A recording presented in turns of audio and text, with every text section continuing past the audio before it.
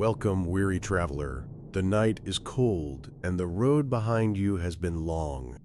Come sit by the fire. The mountain wind howls outside these ancient walls, but here you are safe, for now. I am the keeper of this inn, and I have a story to tell you, a story whispered through generations, waiting for ears brave enough to hear it.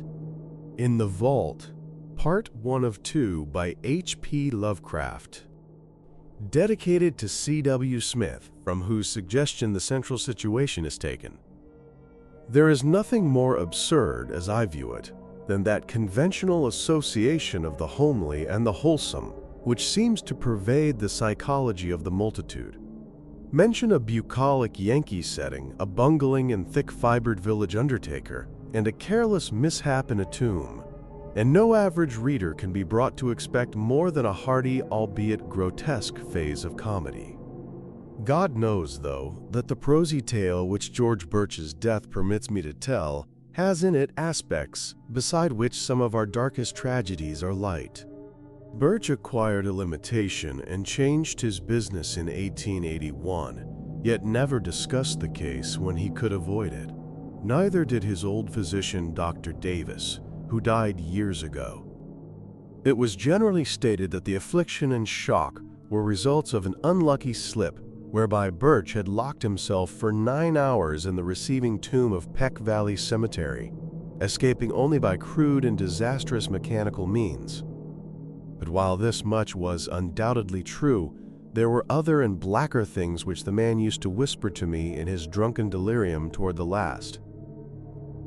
He confided in me because I was his doctor, and because he probably felt the need of confiding in someone else after Davis died.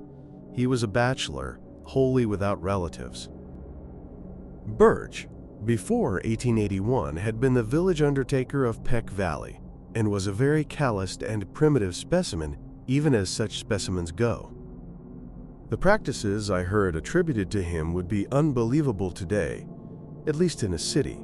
And even Peck Valley would have shuddered a bit had it known the easy ethics of its mortuary artist in such debatable matters as the ownership of costly, laying-out apparel invisible beneath the casket's lid, and the degree of dignity to be maintained in posing and adapting the unseen members of lifeless tenants to containers not always calculated with sublimest accuracy. Most distinctly, Birch was lax, insensitive, and professionally undesirable. Yet I still think he was not an evil man. He was merely crass of fiber and function, thoughtless, careless, and liquorish, as his easily avoidable accident proves, and without that modicum of imagination which holds the average citizen within certain limits fixed by taste. Just where to begin Birch's story, I can hardly decide, since I am no practiced teller of tales. I suppose one should start in the cold December of 1880, when the ground froze and the cemetery delvers found they could dig no more graves till spring. Fortunately, the village was small, and the death rate low, so that it was possible to give all of Birch's inanimate charges a temporary haven in the single antiquated receiving tomb. The undertaker grew doubly lethargic in the bitter weather, and seemed to outdo even himself in carelessness. Never did he knock together flimsier and ungainlier caskets, or disregard more flagrantly the needs of the rusty lock on the tomb door which he slammed open and shut with such nonchalant abandon. At last the spring thaw came, and graves were laboriously prepared for the 9 silent harvests of the grim reaper which waited in the tomb. Birch, though dreading the bother of removal and interment, began his task of transference one disagreeable April morning, but ceased before noon because of a heavy rain that seemed to irritate his horse, after having laid but one mortal tenement to its permanent rest. That was Darius Peck, the nonagenarian, whose grave was not far from the tomb. Birch decided that he would begin the next day with little old Matthew Fenner, whose grave was also nearby, but actually postponed the matter for 3 days, not getting to work till Good Friday the 15th. Being without superstition, he did not heed the day at all, though ever afterward he refused to do anything of importance on that fateful 6th day of the week. Certainly, the events of that evening greatly changed George Birch. On the afternoon of Friday, April 15th, then, Birch set out for the tomb with horse and wagon to transfer the body of Matthew Fenner. That he was not perfectly sober he subsequently admitted, though he had not then taken to the wholesale drinking by which he later tried to forget certain things. He was just dizzy and careless enough to annoy his sensitive horse, which, as he drew it viciously up at the tomb, neighed and pawed and tossed its head, much as on that former occasion when the rain had vexed it.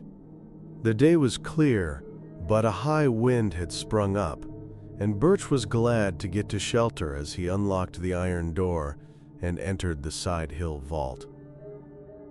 Another might not have relished the damp, odorous chamber with the 8 carelessly placed coffins, but Birch in those days was insensitive and was concerned only in getting the right coffin for the right grave.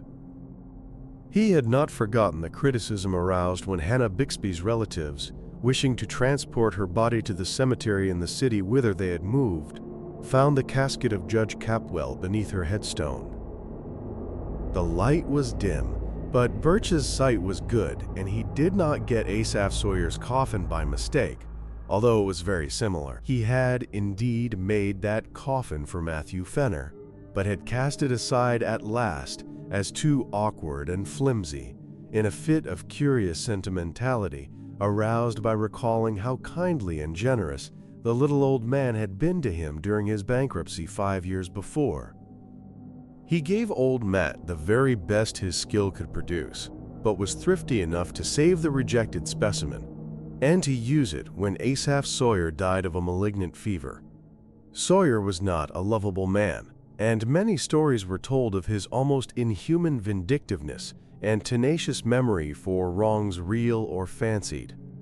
To him, Birch had felt no compunction in assigning the carelessly made coffin, which he now pushed out of the way in his quest for the Fenner casket.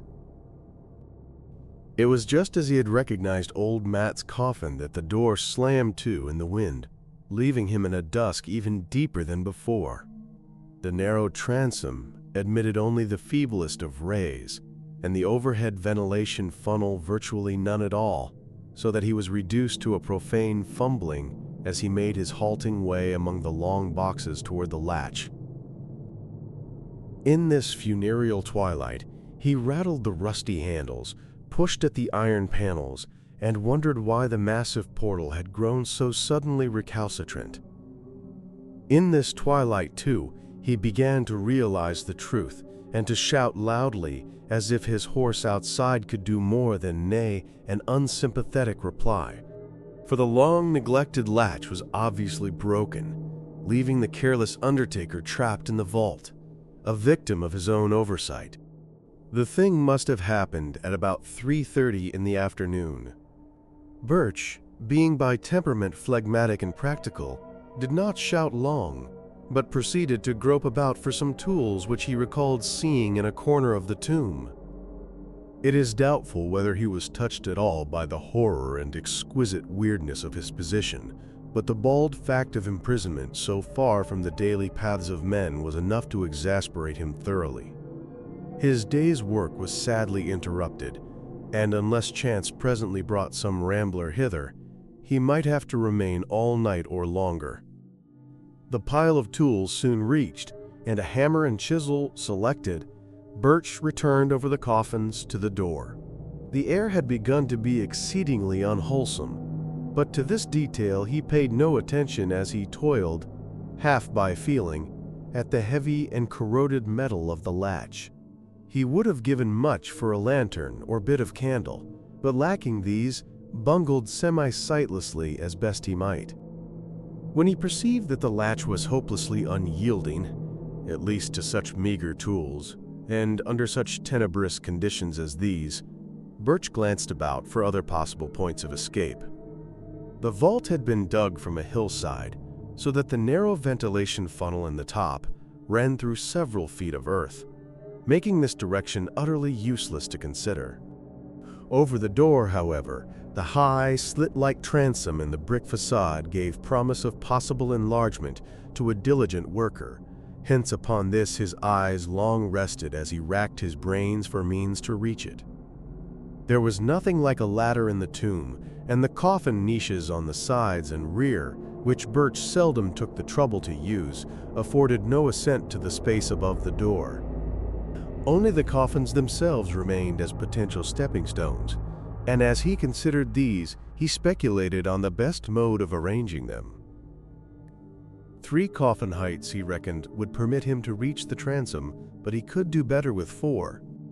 The boxes were fairly even and could be piled up like blocks, so he began to compute how he might most stably use the 8 to rear a scalable platform 4 deep.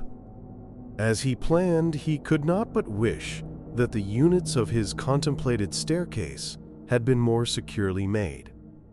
Whether he had imagination enough to wish they were empty is strongly to be doubted. Finally, he decided to lay a base of 3 parallel with the wall, to place upon this 2 layers of 2 each, and upon these a single box to serve as the platform. This arrangement could be ascended with a minimum of awkwardness, and would furnish the desired height.